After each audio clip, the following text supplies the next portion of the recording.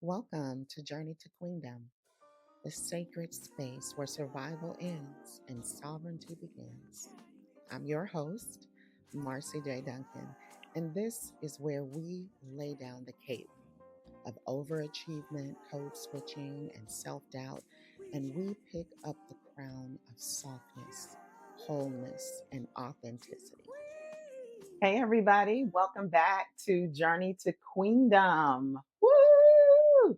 We have been on quite a journey. Well, I have been on quite a journey. I don't know what your journey looks like, but this has been amazing.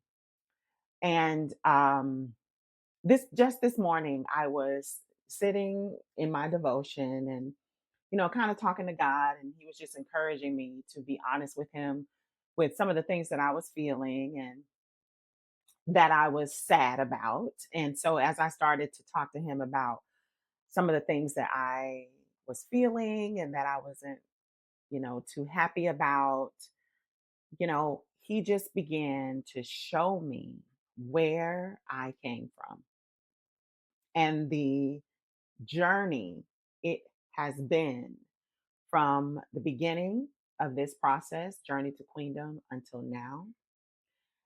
It started with a decision, and on the other side of it, not at the end, but on the other side of a year from starting this journey in my life, it has been a total transformation, a physical transformation, an inward transformation, all of the above. And I am so happy that I listened to God and put this journey out in the world. I've heard from some of you. Um, it has been enlightening and shocking just to see and hear how this journey has affected your own journeys. And also that you learned some things from me, through me. Um, that is just, it's been a gift. It really has been a gift. And today we celebrate our last episode. Yay! And I do say celebrate because I'm so excited to bring this part of the journey to a close. It is by no means over for me in my real life, but in terms of this leg of the journey, we have come to the last episode, episode 13. So if you have been with me since episode 1, as I put on my training wheels and kind of waddled my way through this thing, leave me a comment and let me know. Tell me um, that you have listened to all 13 episodes. And wherever you are in your journey and finding Journey to Queendom podcast, I welcome you and I thank you for taking the time to spend with me. And I just want you to know that I'm truly grateful. Okay, let's check in. How are you doing? How are you doing? Now, the last time we spoke, um, we talked about our journey with God and really linking in and deciding to be consistent in our daily time with our Creator, just showing up. And as you show up in your spiritual practice, you show up for yourself. That's you showing up for yourself.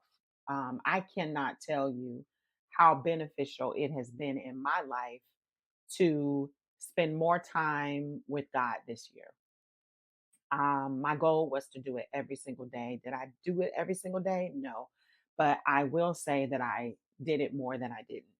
And even in that, I have seen a tremendous transformation in my spiritual life, in my life, my day-to-day practice, the way I think about things. It's amazing how my perspective has changed and morphed just by spending more time with my Creator. And I just want to check in to see how you're doing.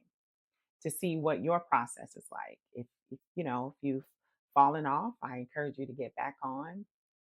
Or if you haven't started yet, I encourage you to develop your own practice that is good and special to you.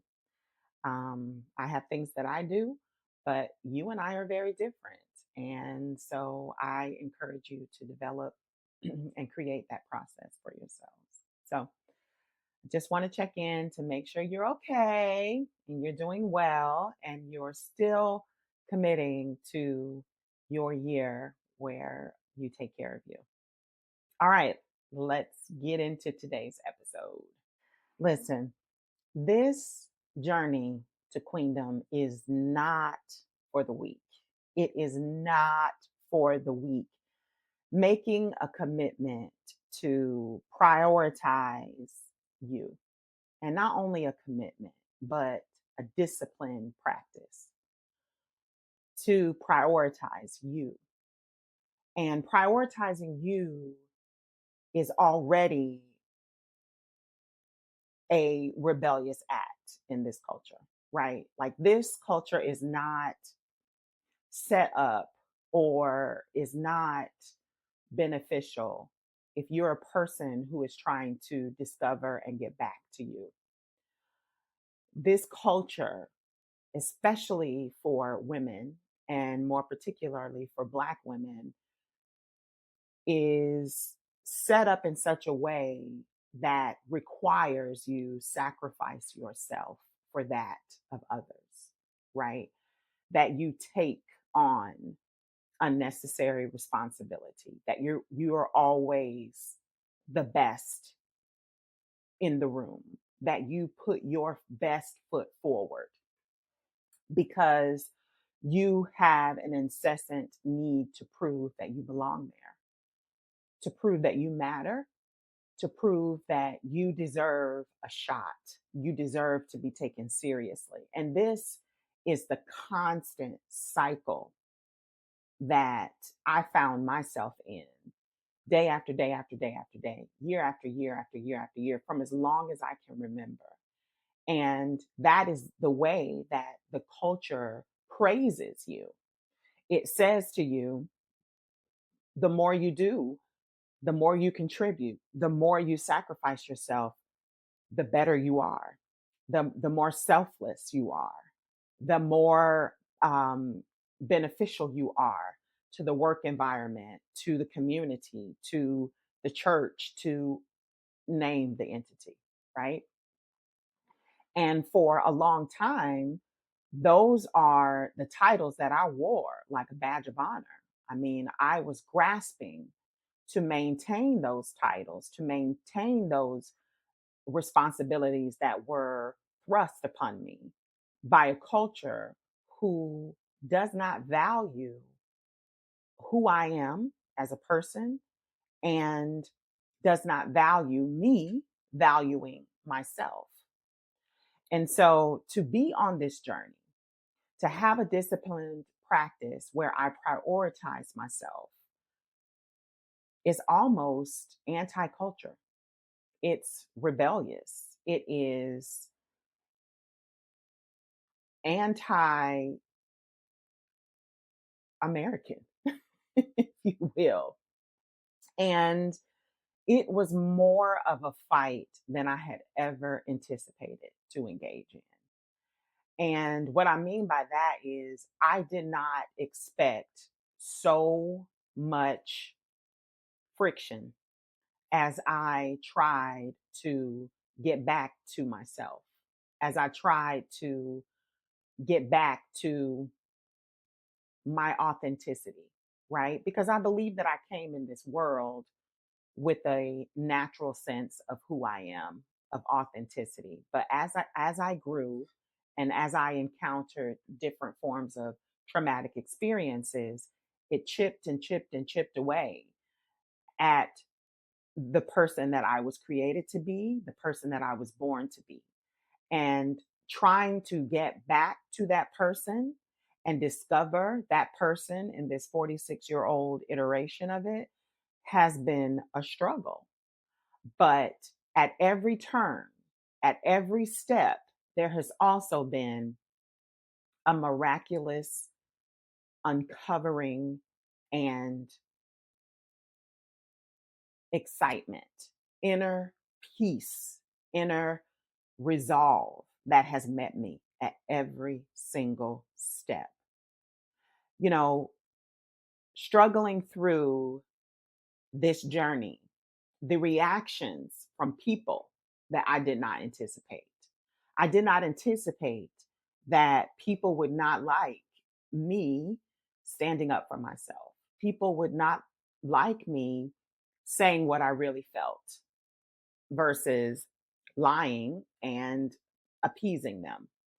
People would not like me leading my life and prioritizing leading in love in my life. I had no idea how controversial making a commitment to lead in love in the workplace or in the world would be.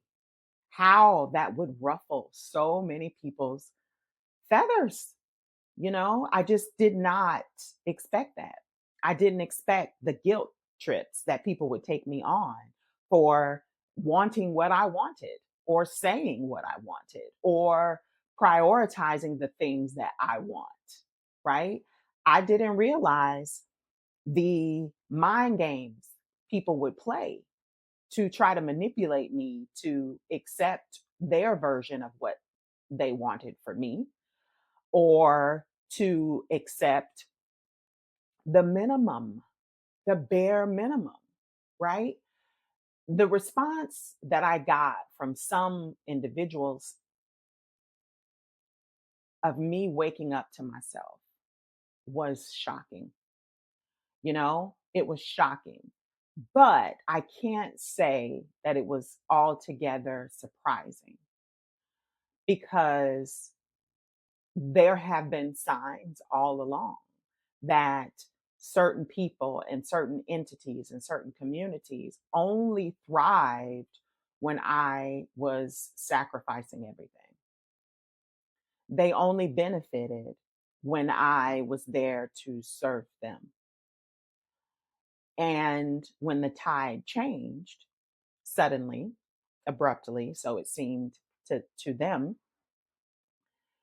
all of a sudden it wasn't okay. It was not okay. And those tests, those challenges started to really challenge me to dig my heels in or run away, right?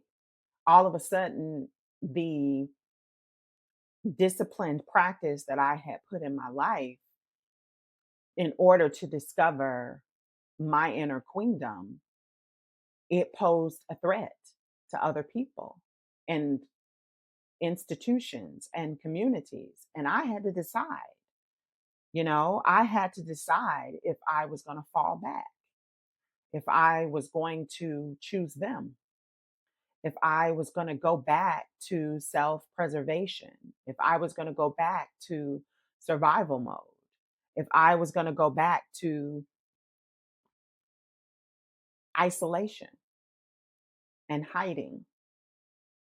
And I'm not going to lie to you, it was pretty alluring to just fall back into those ways of life that I had become accustomed to around my trauma. And, being an active member, card carrying member of the survival mode gang, you know what I'm saying? It was very alluring to fall back, but I didn't. I didn't, you know? There was a moment, and this was just a few weeks ago, that I was saying to myself, you know what? I feel so good. I feel great. I'm going to stop. I'm going to stop. I'm going to fall back on my self-care. I'm going to fall back on my antidepressant. I'm going to just, fall back. I feel good and I don't think I no longer need these things in order to maintain. This work that I put in, I feel like can support it and hold it up. And a couple days later, I started being bombarded with thoughts and darkness and um incredible, like, dark cloud, right? I like to describe it as like a dark tunnel, and you really can't control yourself falling, right? You're just you just fall, and you can't stop yourself from falling. It's almost like you're getting sucked in to this dark tunnel, and all you have the energy to do is to just submit to it. And then you start to isolate, and then you start to get lost in your thoughts in the darkness, and then you start to become a shell of yourself, and it just goes on and on and on and on and on. And I remember thinking to myself at the very beginning of this descent, I started to feel, I was like, God, I know this feeling. I know this feeling. I haven't felt it in a long time. I know it. It is familiar to me, but now I know that I can come to you and say, help me, help me, help me before I'm sucked down to the bottom of this tunnel and I no longer desire to get out. Help me now. And I remember God just very sweetly whispering to me, take your medicine. And then, now, listen, that may sound not very godly to you, but it was absolutely God helping me, taking care of me, and saying, Marci, we did not institute these practices, this very disciplined way of showing up for yourself, for you to abandon it and go back. Now, you may not see it as going back, but you also have to see that the work that you put in was me saying to you, take care of yourself. This is also a very holy practice, right? Because I can only use you the way in which I want to use you and desire to use you if you are continuing this journey forever and ever and ever. Amen. And honey, I got it. I got it. I got it. I got myself up. I took my medicine. I had a little chuckle and I went on about my day. And a couple of days later, I was back. I was back outside of that dark tunnel. It was very distant, and I could see it getting further and further away from me, and I was getting closer and closer to the light. And that's my point here. It does not matter what other people want for you if you are not familiar and in pursuit of what you want for you. Because until you start being honest with yourself, we can't even factor God in the mix, right? You have to start being honest with who you are and where you are, right? And that takes prioritizing yourself. Prioritizing yourself is not a selfish act, it is a holy act. Why? Because it puts us in position to hear from God, right? After that moment where I was going down this tunnel, darkness, I got a voicemail um, from my son. And it was the icing on the cake. It really was the icing on the cake. And I'm going to tell you why. Let's listen to it together. Can we? All right.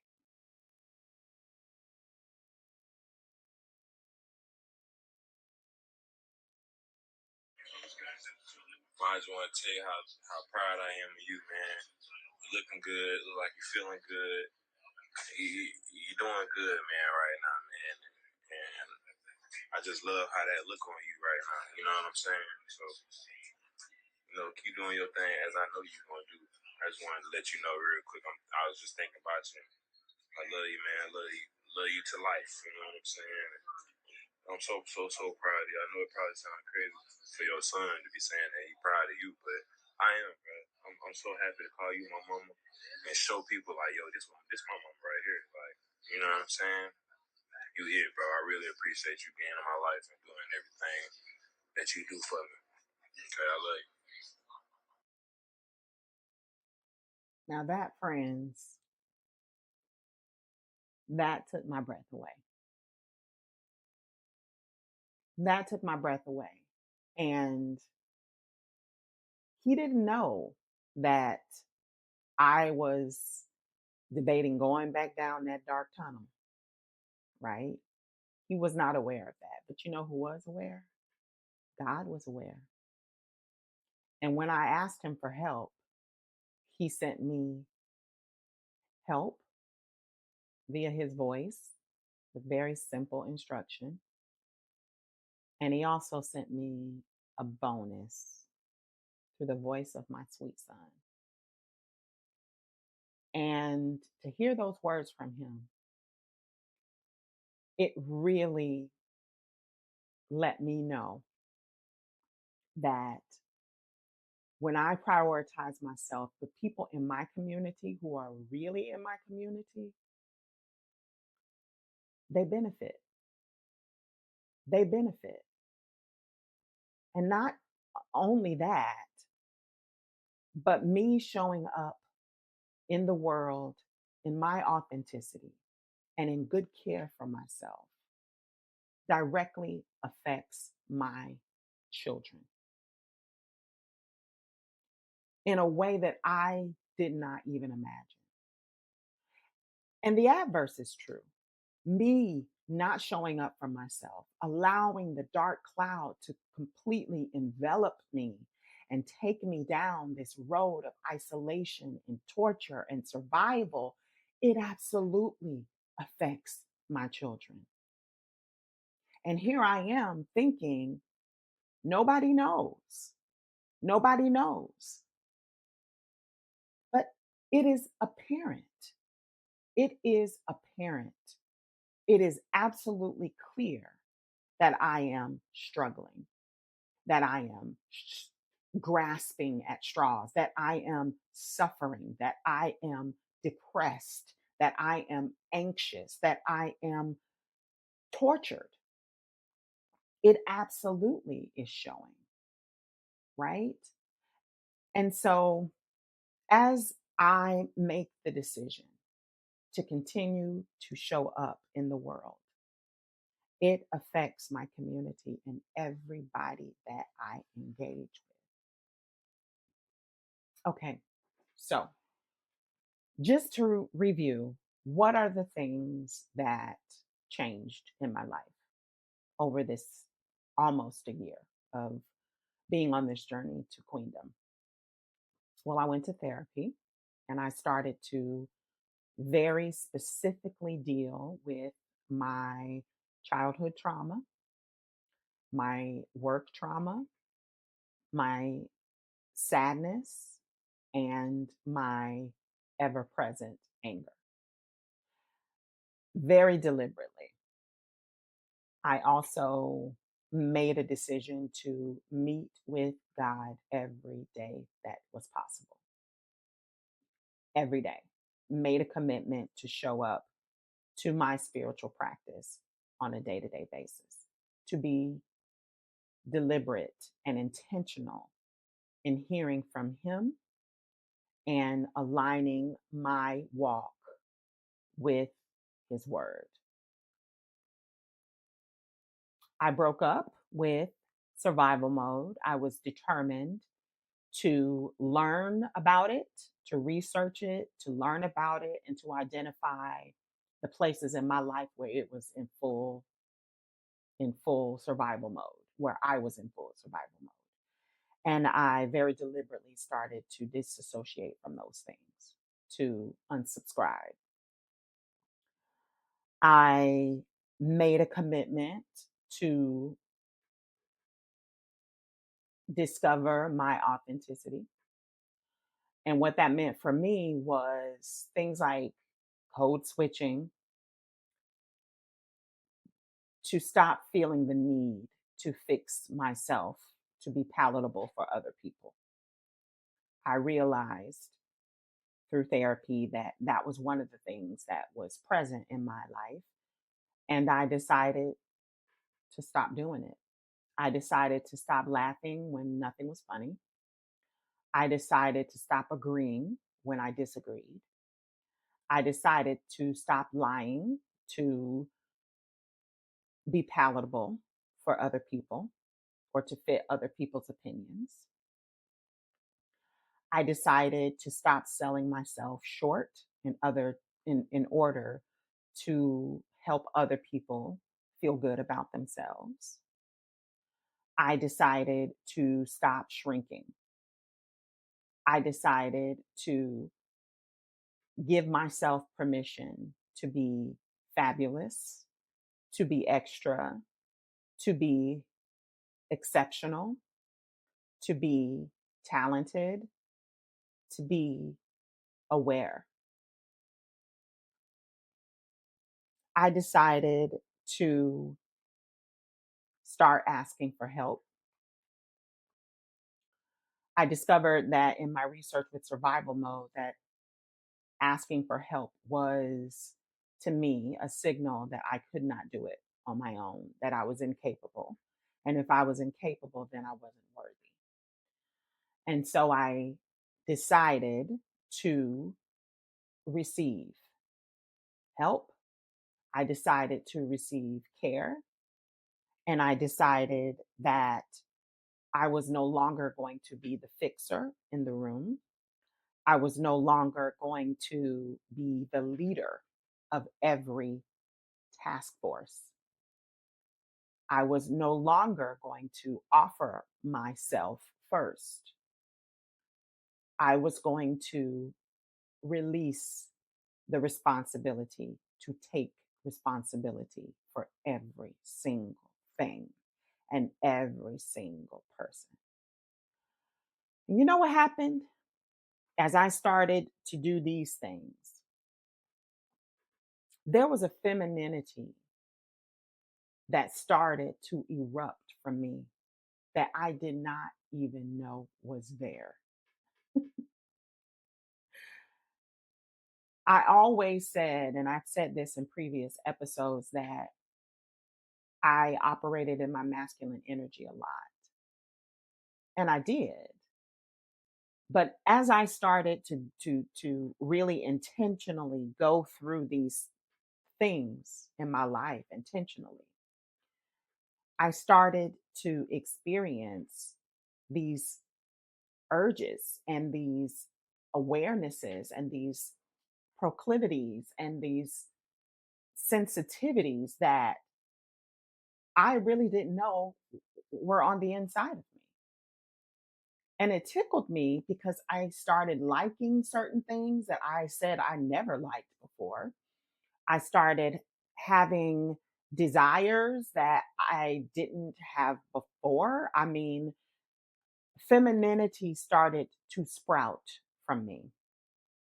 Also, rest became a priority for me, which was very different because rest for me was laden with guilt, right? Like if I were to lay down or if I said I needed to take a nap or if I was tired or anything like that, I would take myself through all of this guilt, right? Inside of my mind, I would just be like, you need to do this, you need to do that, you need to do this, you need to do that. And the constant feeling the need to go, go, go, go, go, go, go, do, it was constant. And now I'm having this urge to just do nothing, which in and of itself was miraculous. I started telling the truth first instead of offering a lie. For example, if I wasn't okay, I would say I wasn't okay. If I didn't want to do something, I would say I didn't want to do it. If I didn't want to go somewhere, I would say, no, I don't want to do that. Transformational. Also, what happened to me is I started to have a confidence in who I was in Christ, confidence in the love He has for me, really allowing myself to feel the love of God, the all consuming love of God, unconditional love of God. And I just started being very present of that love, very aware of that love. And it ran from the top of my head to the bottom of my feet. And I started to show up differently in places. Like, I belong here. Like, I have every right to be here like anybody else.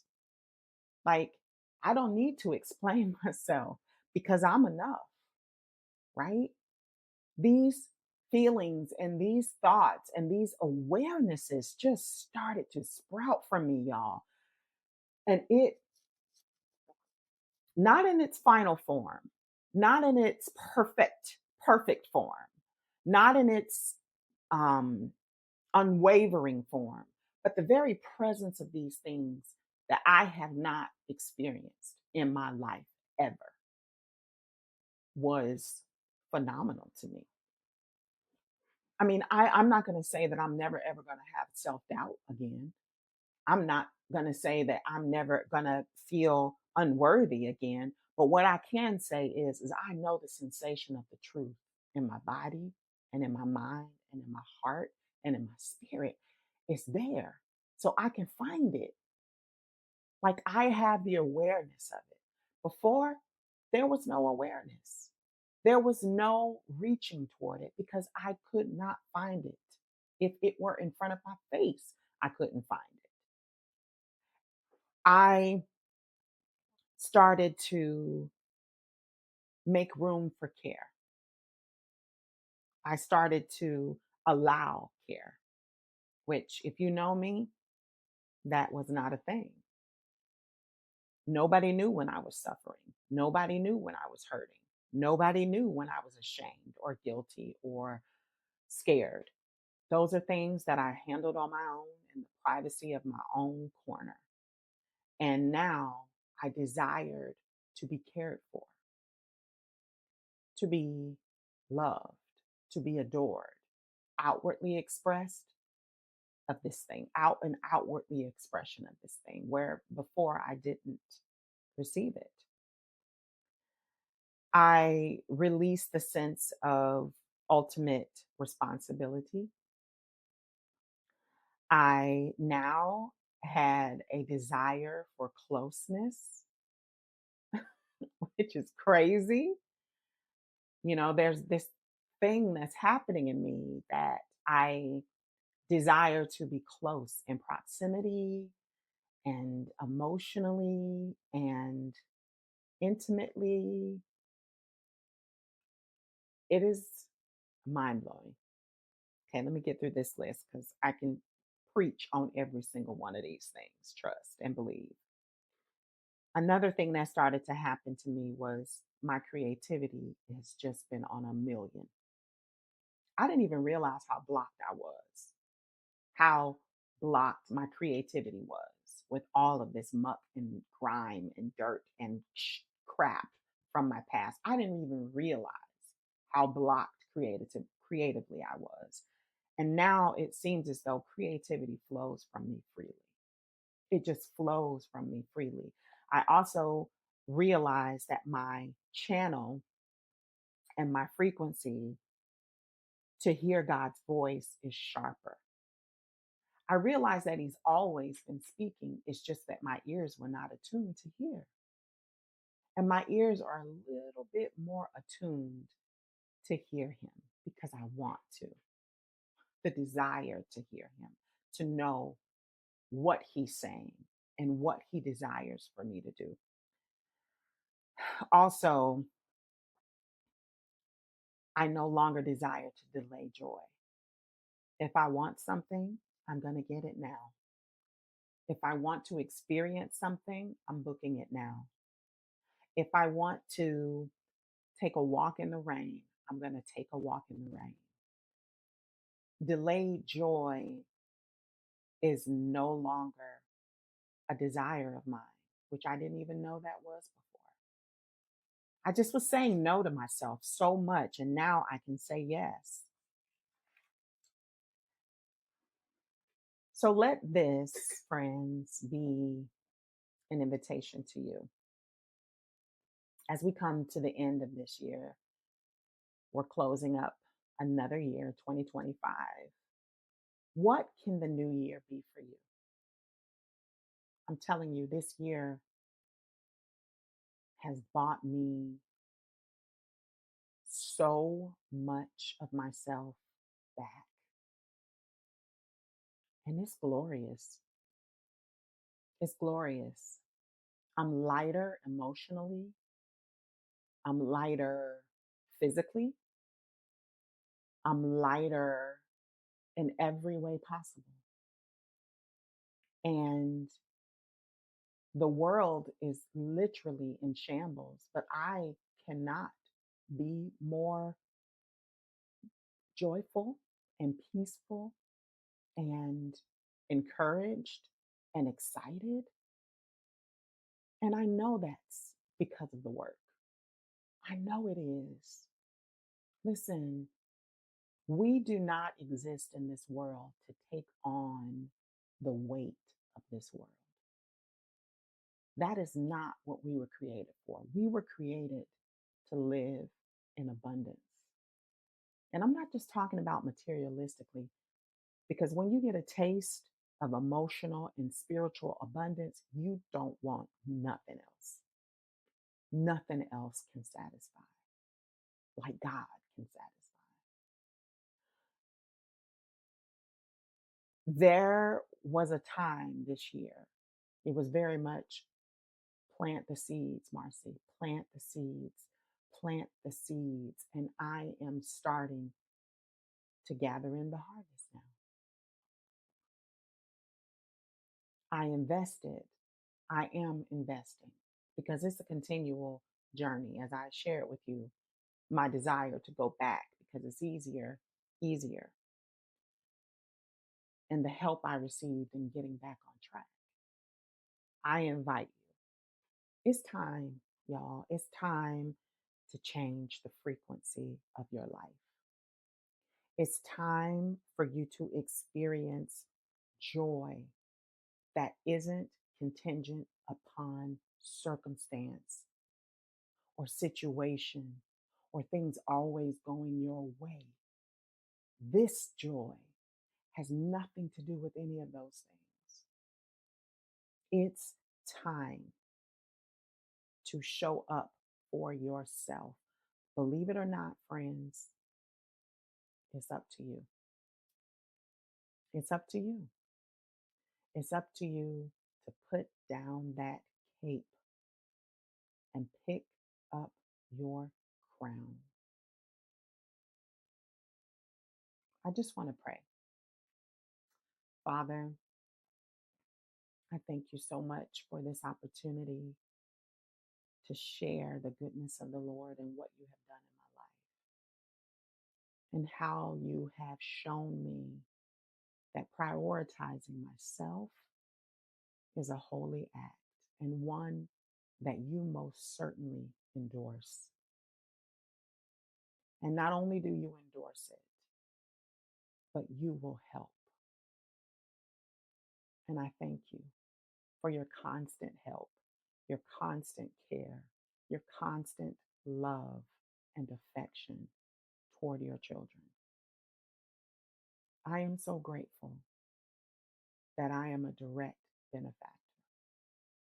I am so grateful that my children will be direct benefactors, that my husband, my communities, my students, they all will be direct benefactors of the transformation that you are doing in my life. And I pray for those listening that they have the courage to make the choice to choose themselves today, in whatever iteration that may be. Show them, help them, love them, comfort them, just as you did for me. In Jesus' name I pray. Amen. See you next season. Hey guys, just in case you didn't know, there is a workbook that is a companion to this podcast. Check it out in the show notes. You are going to love it. Thank you for walking this stretch of the journey with me. If something in today's episode stirred your spirit, share this episode with a sister. Leave a review or connect with me on social media. Remember, your softness is sacred. Your healing is your birthright. And your queendom, it's already within you. Until next time, keep rising and claim your inheritance. This podcast was brought to you by Artists at Play, nurturing the artist within.